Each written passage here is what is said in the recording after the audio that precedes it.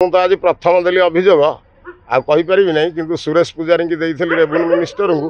ସେ କୁଆଡ଼େ ଗଲା କ'ଣ ଗଲା, ମୁଁ ଯେଉଁମାନେ ତାଙ୍କୁ ଫୋନ୍ କଲାଠୁ ସିଏ କହୁଛନ୍ତି ମନ୍ତ୍ରୀ ଆଜି ନାହିଁ, ତୁମେ ଆସ, କାଲି ଆସ, ପରଦିନ ଆସ, ଦେଖିବା। ତାଙ୍କ କତିରେ ଯେଉଁ ସରକାରୀ ଅଫିସର ମାନେ ଅଛନ୍ତି ସେମାନେ ଏପଟ ସେପଟ ବଦଳେଇ ଦେଉଛନ୍ତି। ସେମାନେ ଏ ସରକାରକୁ ଆମେ ଯାହା ଜାଣିପାରୁଛୁ ସେ ବଦନାମ କରିବା ପାଇଁ ସେ ଏପଟ ସେପଟ ବଦଳେଇ ଦେଉଛନ୍ତି। ସେମାନେ ସବୁ ଆମର ନକଲି କବଲା କରିକି ସେମାନେ 6 ଏକର ଜମି ହରିଜନ ଲୋକମାନଙ୍କର ହଡପ କରିଦେଇଛନ୍ତି, ସେ ଯେଉଁ ଜମି ମାଫିଆ ମାନେ। କିନ୍ତୁ ତାକୁ ଆମେ 16 ମସିହାରୁ ସବ୍ କଲେକ୍ଟର ଆମେ RDC ଅଫିସ ଘେରାଉ କରୁଥିବାରୁ ସବୁ ଗ୍ରାମବାସୀ ଯାଇକି ସେମାନେ ଦେଲେ ଯେ ଇନକ୍ୱାରି ରିପୋର୍ଟ କରିବାକୁ ଦେଲେ କଲେକ୍ଟରଙ୍କୁ। କଲେକ୍ଟର ଇନକ୍ୱାରି କରିକି ରିପୋର୍ଟ ଦେଲେ ଯେ ଏମାନେ ହାବିଚୁଆଲ ଫ୍ରଡ୍ ମେକର, ଏମାନଙ୍କର ଅଭ୍ୟାସ ଯେ ନକଲି କବଲା। ଏମିତି କିଛି କବଲା ଏଠି ହେଇନାହିଁ, ସେମାନେ ନିଜ ଘରେ ନିଜ ହାତରେ ନିଜେ ତିଆରି କରିକି ହରିଜନ ମାନଙ୍କ ଜମି ସେମାନେ ନେଇଛନ୍ତି। ସେ ବିଷୟରେ ଆମେ ବିଗତ ଯେଉଁ ବିଜେଡି ସରକାର ଥିଲା ଆମେ ଆଜିକି ଯେଉଁମାନେ 16 ମସିହାରୁ ଆଜିକି 10 ବର୍ଷ ହେଲା ଆମେ କମ୍ପ୍ଲେନ୍ କରୁଛୁ, ସେ କିଛି ଶୁଣିଲେ ନାହିଁ। ଆଉ ଯେଉଁ ସବ୍ କଲେକ୍ଟର ଯେଉଁ ଇନକ୍ୱାରି କରି ରିପୋର୍ଟ ଦେଲେ, ରେଭିନ୍ୟୁ ଡିପାର୍ଟମେଣ୍ଟକୁ ଦେଇଥିଲେ, ଭିଜିଲାନ୍ସକୁ ଦେଇଥିଲେ, SC/ST କମିଶନରକୁ ଦେଇଥିଲେ, ମୁଖ୍ୟମନ୍ତ୍ରୀକି ଦେଇଥିଲେ, ସବୁଆଡ଼େ ଦେଇଛନ୍ତି। କିନ୍ତୁ ଦେଲା ପରେ ବି ସେମାନେ କ'ଣ କଲେ ନା ସବ୍ କଲେକ୍ଟର ଇନକ୍ୱାରି କରିକି ନିଜେ ରିପୋର୍ଟ ଦେଲେ। ସେ ରିପୋର୍ଟଟା ଆମେ ଖୋଜିଲା ବେଳକୁ ସିଏ ଗୋଟା ଜାହାଜ ଡିପାର୍ଟମେଣ୍ଟକୁ ପଠାଇ ଦେଇଛନ୍ତି। ମାନେ ଯେଉଁଟା ରେଭିନ୍ୟୁ ଡିପାର୍ଟମେଣ୍ଟ ଯେଉଁଠି ରେଷ୍ଟି ହେଲେ, ଭୁଲ ହେଲେ, ଫର୍ଜରୀ ହେଲେ ସେଠି ଧରା ହେବା କଥା, ସିଏ ତାକୁ କ'ଣ କରିଛନ୍ତି ନା ଗୋଟା ଜାହାଜ ଡିପାର୍ଟମେଣ୍ଟକୁ ପଠାଇ ଦେଇଛନ୍ତି। ମାନେ ଯେମିତି ସେଇଟା ଇନକ୍ୱାରି ହେବ ନାହିଁ, ସେଠି ପଡ଼ିକି ରହିଯିବ, ଆଉ କିଛି କାର୍ଯ୍ୟକାରୀ ହେବ ନାହିଁ। ଆମେ ମୁଖ୍ୟମନ୍ତ୍ରୀ ତ ନାହାନ୍ତି, ସିଏ କହିଲେ କ'ଣ ପୁରୀ ପାଇଁକି ଯେଉଁ ଅସୁବିଧା ଅଘଟଣ ଘଟିଲା ସେଥିପାଇଁ ବନ୍ଦ ହେଇଯାଇଛି।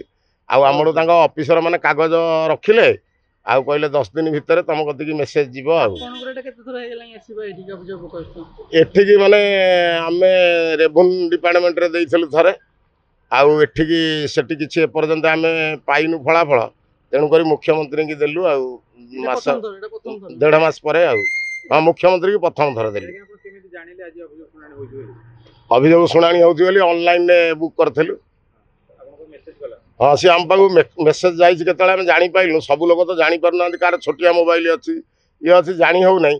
କିନ୍ତୁ ଇଏ ଯଦି ଫୋନ୍ କରି ଟିକେ କହିଦେଇଥାନ୍ତେ ଭଲ ହେଇଥାନ୍ତା। ହଁ, ନା ଜଣା ହେଲା ନାହିଁ।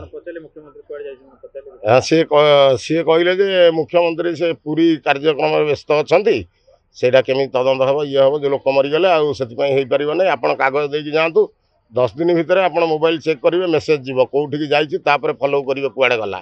ନା ସେମିତି କେବେ ହେବ ଠିକ୍ ନାହିଁ କହିଲେ ଯେବେ ହେବ ନ୍ୟୁଜ୍ ଦେଖିକି ଆସିବ। ହଁ,